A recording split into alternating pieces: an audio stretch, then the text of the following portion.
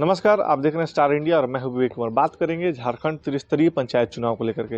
हालांकि आज हम कोडरमा जिले के एक ऐसे प्रखंड के पंचायत में मौजूद हैं जहां 10 सालों से भैया के पक्ष में जनता ने आशीर्वाद दिया और 2010 से 15 तक इन्होंने खुद मुखिया का पद संभाला और 2015 से अब तक इनकी वाइफ मुखिया थी।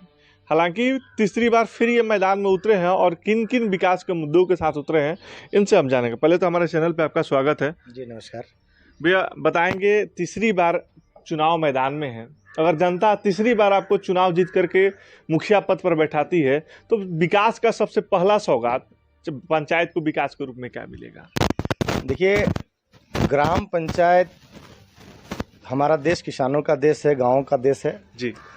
और शहर को हम लोग स्मार्ट देखते हैं, बड़े बड़े शहरों को स्मार्ट देखते हैं जी। हमारा सोच है कि हम अपने पंचायत को, अपने गांव को, जैसे स्मार्ट सिटी होता है जी। हम अपने पंचायत और अपने गांव को स्मार्ट बनाना चाहते हैं जी। जैसे अभी देखिए, आप हमारे पंचायत में घूमेंगे तो हर एक बिजली के पोल पे आपको स्ट्रीट लाइट मिलेगा जी। रात में हमारा गांव पूरा जगमग रहता है। दूसरी बात, हमारा सोच ये है कि हमारे पंचायत में जितने भी आंगनबाड़ी है, जितने भी विद्यालय है, आप देखेंगे हमारा चरकी पहरी गांव का विद्यालय जो 5 स्टार विद्यालय है, जो स्मार्ट विद्यालय के तौर पे आता है। हम लोग चाहते हैं कि पंचायत में ऐसा इंफ्रास्ट्रक्चर और ऐसा शिक्षा का एक रफ्तार मिले कि ताकि गरीब के बच्चे, किसान के बच्चे जो विद्यालय आंगनबाड़ी में जाते हैं तो उनको एक फीलिंग ना हो कि हम सरकारी में पढ़ते हैं। उनको लगना चाहिए कि प्राइवेट की सुविधा और प्राइवेट बिल्डिंग के जैसा इंफ्रास्ट्रक्चर हमको ग्राम पंचायत में हमारे मुखिया के द्वारा दिया जा रहा है, कराया जा रहा है। ये हम लोग सोच है। शिक्षा स्तर की बात करें तो आपके पंचायत नहीं लेकिन प्रखंड और राज्य स्तर पर शिक्षा का हालत अभी भी बद से बदतर है। अगर आप चुनाव जीते तो अपने पंचायत के अलावा अलग पंचायतों में या फिर शिक्षा विभाग को सुदृढ़ करने के लिए क्या कदम आप उठाएंगे?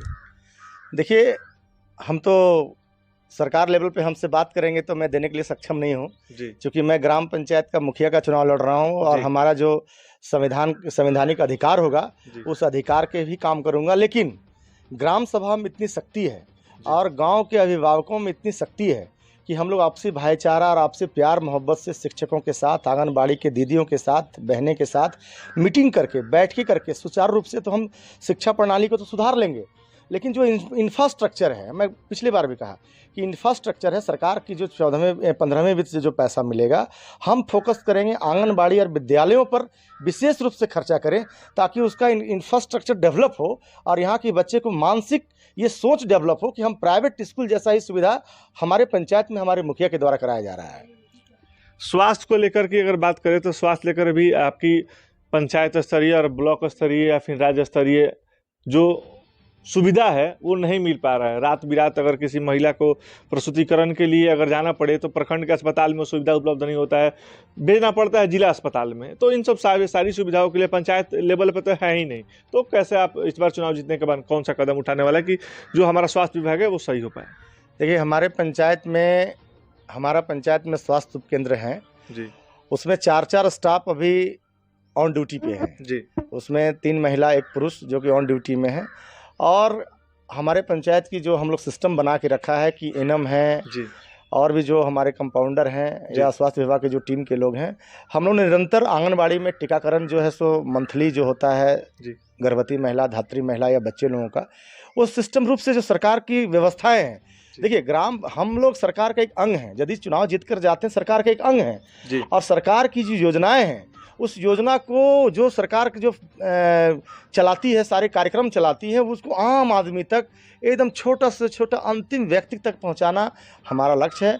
और स्वास्थ्य विभाग की जितने भी कार्यक्रम चल रहे हैं हमारे पंचायत में पहले से भी लागू है और बेहतरीन तरीके से लागू करने का प्रयास ये करेंगे कि हमारा प्रयास रहेगा कि कम से कम राज्य सरकार से, स्वास्थ्य विभाग से लिखा पढ़ी करके, दौड़ के धूप के, ग्राम सभा के माध्यम से प्रस्ताव लेकर के एक चाहेंगे कि 30 बेड का हॉस्पिटल कम से कम हमारे पंचायत में निर्माण हो, ऑक्सीजन की सुविधा हो, सारा मेडिकल उपकरण का सुविधा हो, ताकि हमारे पंचायत के लोग, चूँकि कोविड जैसा आपदा में हम लोगों ने बेहतरीन रूप से हम अपने स्वास्थ्य की टीम को लेकर के काम किया। 2.5 से 3 लाख रुपए का पैसा जमा करके अनाज का सारा भोजन का सुविधा करके पैकेट बना के दिया। कोविड का टीकाकरण लगाने के लिए लगभग हमारे यहाँ 95% लोगों ने टीकाकरण लिया है। हमने भी दोनों डोज कंप्लीट किया है और भविष्य में भी सरकार की जो योजनाएं आएंगी उसको ज़मीन स्तर पर आम आदमी तक हम लोग ले जाएंगे। 10 सालों से आप पंचायत का प्रतिनिधित्व कर रहे हैं, फिर 5 साल मिलने वाला था। इस बार कौन कौन से विकास का मुख्य मुद्दा बना है? देखिए, मैं पहले कहा कि अपने गांव को शहर के जैसा स्मार्ट बनाना है। अभी देखिए, हम अपने पंचायत में 3,90,000 लीटर का जलमिलार का निर्माण सरकार की एजेंसी के द्वारा कराया गया है जी। हम लोग चुनाव जीतने के बाद पहला प्रयास होगा कि घर घर शुद्ध पेयजल पानी घर घर हम पहुंचाएं जी। दूसरी बात ये होगा कि हमारे गांव में जो पहले हमने जितना भी वृद्धा पेंशन, विधवा पेंशन, सामाजिक सुरक्षा पेंशन हमने करा के दिया है, राशन कार्ड लगभग लोगों के पास में है, और भी जो ओल्ड एज पेंशन बचेंगे, राशन कार्ड के लिए जो लाभुक वंचित रहेंगे उनको हम कराएंगे। गांव की जो नाली है, सड़क है, छोटी छोटी जैसे 10 मोहल्ले की बस्ती है, 10 घर की मोहल्ला है, वहाँ तक छोटी छोटी सड़कें ले जाएंगे, नाले ले जाएंगे, साफ़ सफाई अभियान का सिस्टम बनाएंगे, साफ़ सफाई अभियान कराएंगे, और बिजली कैसे मिले उसके लिए हम लोग सुचारू रूप से काम करेंगे। स्कूल में, विद्यालय में शिक्षक सुचारू रूप से आएँ, बच्चों को बढ़िया से आए, मध्याह्न भोजन जो चलता है वो सुचारू रूप से चले, आंगनबाड़ी में हमारी जो दीदी सेविका लोग पढ़ाती हैं वो बढ़िया से कैसे पढ़ाएं, ये सारे चीज़ पर पैनी नज़र रहेगी। और प्रधानमंत्री, जिसके पास कच्चा मकान है, वो प्रधानमंत्री आवास योजना से उसको हम कैसे जोड़ें, ये हमारा प्राथमिकता होगा। दूसरी बात एक मैं बताना चाहता हूँ कि जब हम लोग 2010 में मुखिया बना था मैं जी, हमारे पंचायत में महिला मंडल सुचारू रूप से नहीं चल रहा था जी। हम लोग बनने के बाद 2015 के बाद हमारी धर्मपत्नी श्रीमती मेघा देवी आई, तो हम लोग JSLPS के सहयोग से हम लोग महिला सखी मंडल का लगभग अपने पंचायत में 80 टीमें हम लोगों ने बनाया, 80 ग्रुप हम लोगों ने बनाया जी। और सभी लोगों को बैठे करके बनाया और जा करके बैंक में खाता खुलवाया, और हम समझते हैं कि लगभग 1.5 करोड़ रुपया उस 80 ग्रुप में अभी हमने दिलवाया है, हर एक सखी मंडल के ग्रुप में। अब देखिए, अभी हमारे गांव में पंचायत में किसी किसान को, मजदूर को 20,000 की जरूरत पड़ता है तो किसी साहूकार या किसी जमींदार के पास नहीं जाना पड़ता है जी। वो महिला मंडल से अपना सहयोग लेता है, अपना काम चलाता है। बेटी का शादी करना हो या कोई इमरजेंसी काम पड़ गया हो या बीमार पड़ गया हो तो किसी साहूकार या ब्याज के पास उसको नहीं जाना पड़ता है। ये हम लोगों ने काम किया है, और हम लोग चाहेंगे कि महिलाओं को और आगे लाने के लिए, और सरकार की जो उसमें एक से एक स्कीम आएगी आत्मनिर्भर बनने के लिए, उन लोगों को रोजगार ये करने के लिए, हम लोग का उसमें फोकस रहेगा।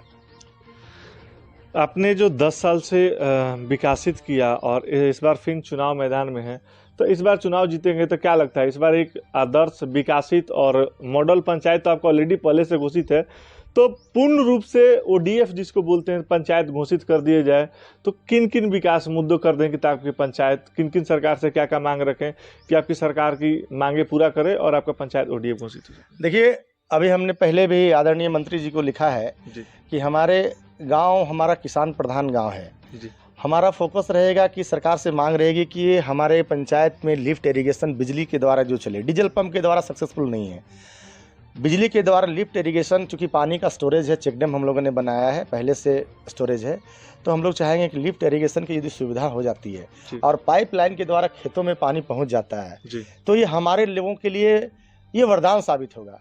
क्योंकि हमारे लोग फिर शहर में मजदूरी के लिए नहीं भटकेंगे, जब खेत में हमारा पानी पहुँचेगा तो लोग आत्मनिर्भर बनेंगे। ये सरकार से मांग होगा, क्योंकि ये मुखिया लेवल की बातें नहीं हैं, ये हम लोग इसमें मांग करेंगे।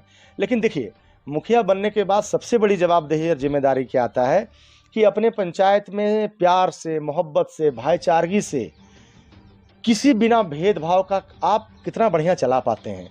पिछले 10-12 सालों से हम लोगों ने यही प्रयास किया है कि समाज के हर एक वर्गों को, समाज का अंतिम छोर में जो बैठा हुआ व्यक्ति है उसको हाथ पकड़ करके आगे की लाइन में लाने का प्रयास मेरा रहा है, और यही फिर से प्रयास रहेगा कि समाज में भाईचारा, प्यार, मोहब्बत, अमन, चैन, शांति कैसे हो, उसका मेरा पूरा भरपूर प्रयास रहेगा। और समाज के सभी वर्गों का काम होगा, समाज के सभी वर्गों को साथ लेके चलेंगे, और मुझे पूरा यकीन और विश्वास है कि इस बार भी समाज के सारे वर्ग के लोग मेरे साथ हैं और हैट्रिक लगाने का काम करेंगे। अगर आप चुनाव जीत जाते हैं तो महिलाओं के मान सम्मान और रोजगार की बढ़ोतरी तथा उनको आत्मनिर्भर बनाने के लिए इस बार क्या कदम उठाएंगे आप? ये तो हमने पहले ही कहा कि सखी मंडल से लगभग 80 लोगों का ग्रुप हमने महिला मंडल का बनवाया है, जिसमें सरकार के द्वारा 1.5 करोड़ रुपया 80 ग्रुप में मिला के सब में गया है, पैसा भिजवाया है हम लोगों ने।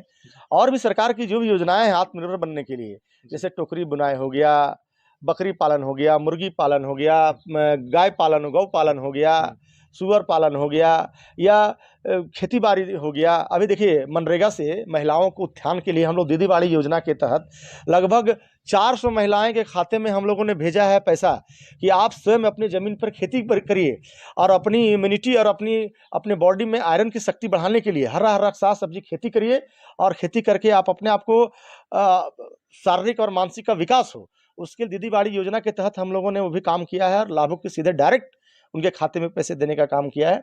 और भी सरकार की जो महत्वाकांक्षी योजना आएंगी हम जमीन पर उसको आम आदमी तक लेके जाएंगे।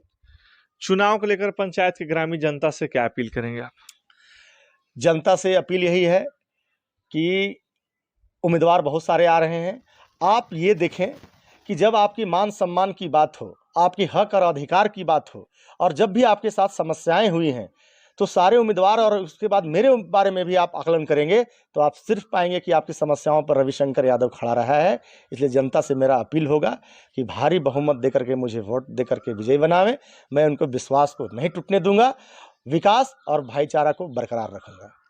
बहुत बहुत धन्यवाद। मतलब ये साफ है कि जिस तरह से मुखिया जी पिछले 10 सालों में 12 सालों में जिन्होंने खासतौर पे सरकारी योजनाओं को धरातल पर उतारने के काम किया है, चाहे वो जीविका दीदी खास करके महिलाओं को बढ़ोतरी स्वयं सहायता समूह के तहत, या फिर उनके कई प्रकार की योजनाओं को क्षेत्रों में 80 ग्रुपों में 1.5 करोड़ रुपए से ज़्यादा का उनको डायरेक्ट खाते में देना, हर योजनाओं को धरातल पर उतारना, किसान भाइयों के लिए आगे की सरकार से मांग करना ताकि किसान के खेत में पानी सही समय पर पहुंच जाए। तो इन सारी